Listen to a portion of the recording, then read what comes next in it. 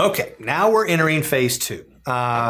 This is kind of my favorite phase, if you will. This is where we're bringing on the new of detox. Where we're going to introduce microbiome defense. Yes. This was something that we've been working on for some time. We started out with black cumin seed oil, but with this one, we wanted to not only use the black cumin seed, but we wanted to add a lot of other oils and olive oil to boot to basically help with the system. So let's talk about the new microbiome defense and what benefit it's going to bring to folks in this phase 2. So one of the big things is that we always have in the gut when we're trying to repopulate the gut is we have too much yeast.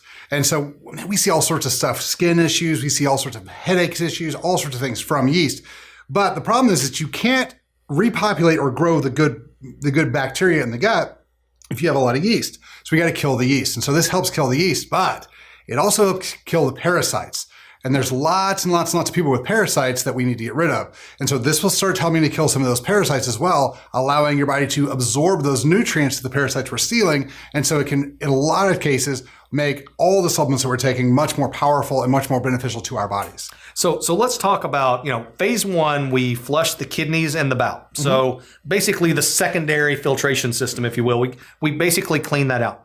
In phase 2, we're really focused on the liver. Correct. And we're going to help flush out the liver. And let's talk about why liver happens second in this phase. Yeah, so the liver is obviously a much larger organ. And so we wanted to, prepare the field, so get the colon and get the kidneys ready.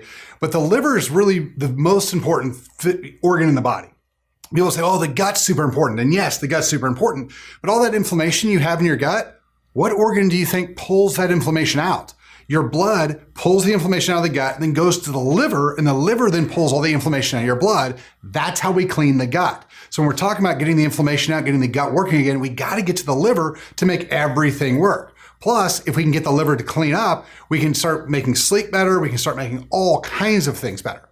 So if I understand right, in phase 2, one of the things that's happening is we are flushing the liver and realize that detox reaction can happen in phase 2, especially if you have a lot of what we call it, well, let's just call it what it is, fatty liver, where you're basically, you may not know, but your liver, to protect itself, will take toxins and pollutants that it currently can't expel, wrap it in fat, store it. Yes. And built up over time, you end up with something called non-alcoholic fatty liver. So one of the things that happens in this phase is by providing your body the right nutrients, it can actually release these things, which are pretty nasty little characters that your body's trying to flush out. But at the same time, we're also going after yeast and parasites at the same time. Correct. So we're basically flushing out the brain of the immune system and the master filtration system at the same time.